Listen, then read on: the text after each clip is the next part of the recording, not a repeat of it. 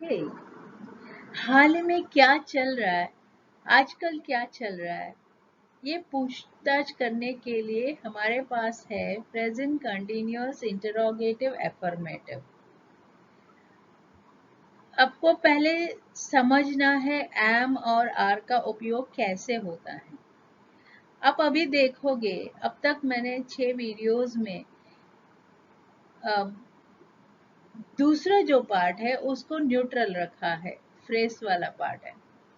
तो अब क्या आप देखोगे कि उसमें भी चेंजेस कर रही हूँ, क्योंकि 6 वीडियोस में आपने अच्छा खासा अभी सीख लिया कि पैटर्न क्या फॉलो करना है। तो आपको अभी उसमें ज़्यादा ध्यान देने की ज़रूरत नहीं है, वो अभी आपको नेचुरली आ जाएगा। अब आपका ध्यान होना है कि 3 जगह पे। एक है एम और आर का उपयोग कैसे करना है क्वेश्चन पूछने के लिए। दूसरा, आपका जो सिचुएशंस मैं समझा रही हूँ वो सिचुएशन में कैसा क्वेश्चन पूछते हैं वो समझना है। तीसरा, आपके लाइफ में ऐसा जो सिचुएशंस है जहाँ पे आप ऐसा क्वेश्चंस पूछ सकते हैं, इसके बारे में सोचना है। तो आपका चैलेंजेस बढ़ रहा है, मगर कॉम्पिटेंसी भी उतना ही बढ़ रहा है। आप इतना कामयाब हो गए, इसलिए अभी आप थोड़ा और हट के कुछ कर सकते हो। तो पहला सिचुएशन ये है, आप ड्राइविंग कर रहे हो, आपके बगल में कोई बैठा है, दोनों बातचीत कर रहे हो, दोनों ऐसा एक जगह पे जा रहे हो जहां बार बार नहीं जाते हो। तो आप ड्राइविंग कर रहे हो, तो आपको अचानक से ऐसा लग रहा है कि रास्ता तो सही कट रहा है ना। तो आप क्या पूछोगे, am I driving in the right direction? तो तब आप मैप देखना, जो भी करना है वो करके कंफर्म करोगे। नेक्स्ट सिचुएशन है, आप आपके जिम में रेगुलर हो, जाते हो, रेगुलरली जाते हो, सब कुछ अच्छा चल रहा है। मगर आजकल आपने ऑब्जर्व किया है कि आपका बॉडी आपका साथ नहीं दे रही है। तो आप आपके इंस्ट्रक्टर के पास जाते हो और पूछते हो कि am I working out too much?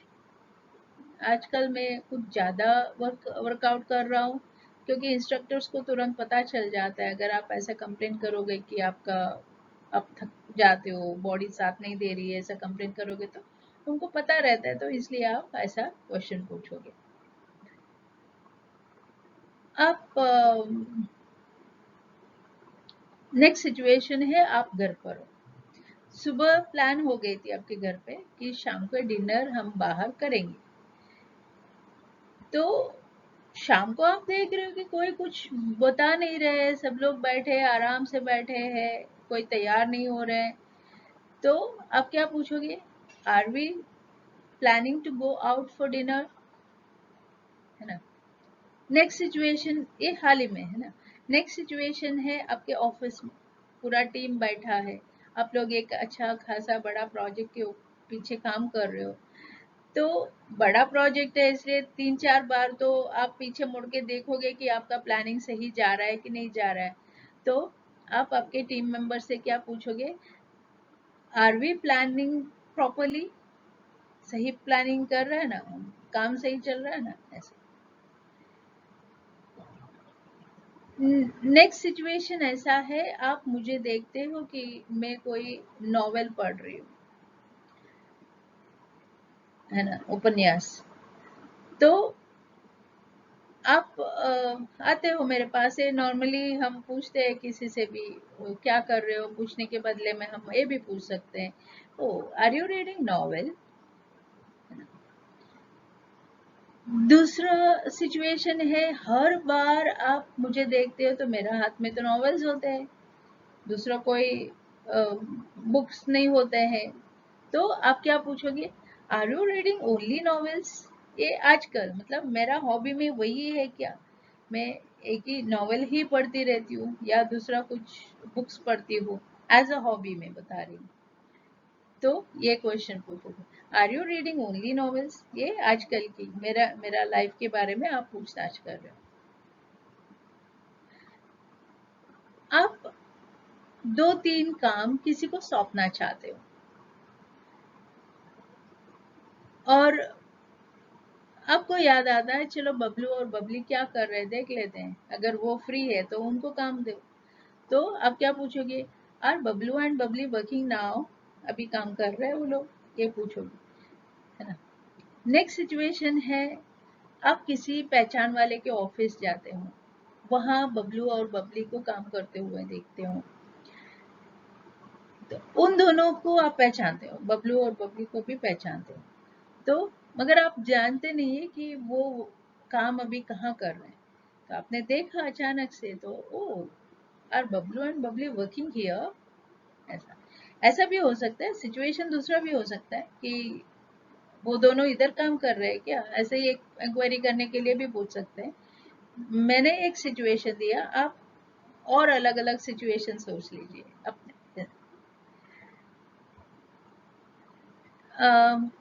Next situation ऐसा है, आप कहीं एक प्रोग्राम में जा रहे हो, वहां आपके एक फेवरेट बैंड परफॉर्म करने आई है।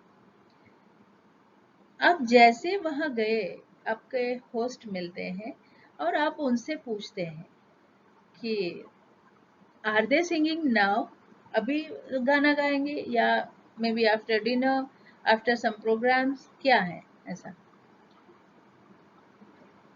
नेक्स्ट सिचुएशन है, आप दो जन या एक ग्रुप को जानते हैं, मगर ये नहीं जानते हैं कि वो स्टेज पर गाना गाते हैं कि नहीं, परफॉर्म करते हैं कि नहीं।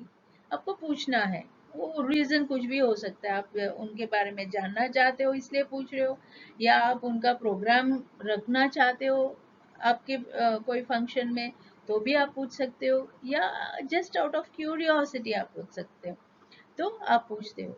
तो what will you ask, are they singing on the stage, फिर से आर दे, ये आजकल के लिए, वो परफॉर्म करते हैं क्या, अभी के लिए नहीं, आजकल। फिर अभी जान लीजिए आप कि इस का उपयोग कैसे होगा।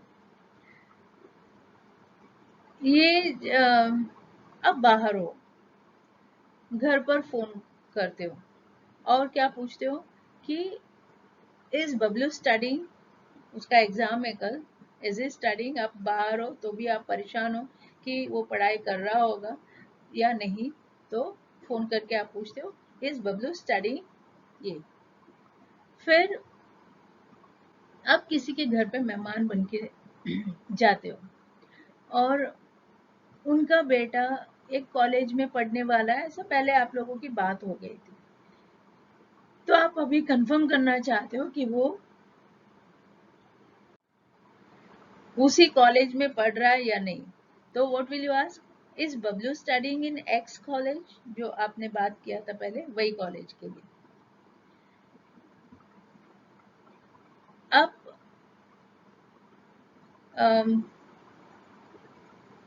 किसी से, आपके दोस्त से मिलने गए, उनका बेटा दिख नहीं रहा है, तो आप पूछते हो कि वेयर इज योर सन, वो बोलती है कि वो बाहर है, ओ इज ही प्लेइंग, ऐसा बोलते हैं। आप पूछ सकते हो कि इज ही प्लेइंग। फिर से आप बातचीत कर रहे हो कि आपके दोस्त से कि उनके बच्चों के बारे में सब, तो वो अभी कुछ दिन में बाहर जाने वाला है, कॉलेज टीम के साथ बाहर खेलने जाने वाला है, ये सब आपको पता चल जाता है, तो आप कंफर्म करना चाहते हैं कि वो क्या खेलता है। तो what will you ask, is he playing football, is he playing football, है ना। आप, आपको कोई गाते हुए सुन रहे हो आप, एकदम जाना पहचाना आवाज सुरीली, आहा, तब आप क्या पूछते हो, इज इट बबली सिंगिंग, क्योंकि आपका जाना पहचाना आवाज है तो आप अंदाज लगाते हो ये बबली का ही आवाज है, तो आप क्या पूछोगे, इज इट बबली सिंगिंग, अभी आप सुन रहे हो और पूछ रहे हो। नेक्स्ट सिचुएशन ऐसा है कि एनुअल डे फंक्शन के लिए पूरा तय किया हुआ है, तैयारी चल रही है, और बबली हर साल गाना गा रही है एनुअल डे में, इस साल भी गाएगी कि नहीं वो आपको पूछना है। तो what will you ask, is Babli singing this year, इस साल बबली गाना गाएगी। आप किसी के घर पे मेहमान बन के गए, उनकी बेटी के लिए आप कुछ तोहफा लेके गए, गिफ्ट लेके गए, मगर वो बेटी कहीं नजर नहीं आ रही है। तो आप पूछते हैं घर वालों से तो पता चलता है कि वो सो रही है। Oh, is he sleeping, is she sleeping, sorry.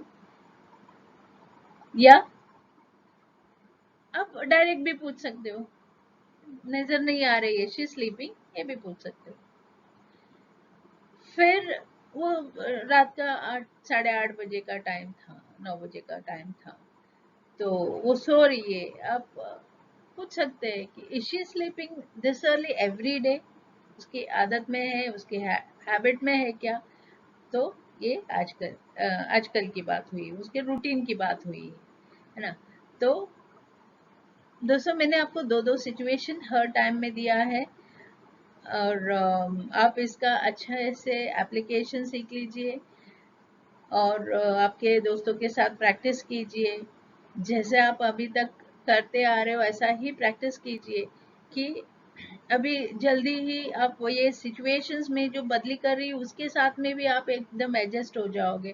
पहले 6 वीडियो में जैसे आप एडजस्ट हो गए, ऐसा अभी नया नया सिचुएशन के साथ भी आप एडजस्ट हो जाओगे। और फिर क्या होगा, जैसे आपका मन खुल जाता है, आपका सोच खुल जाता है उस साइड में, तो आपको ये नेचुरल एक प्रोसेस हो जाएगा। आपको कभी भी फिर हिंदी में पहले सोच के इंग्लिश में करना, वो सब करने की ज़रूरत नहीं पड़ेगी, नेचुरली आपको आ जाएगा।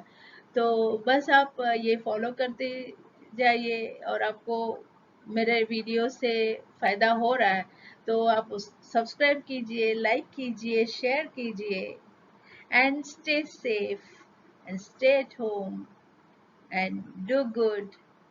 See you soon.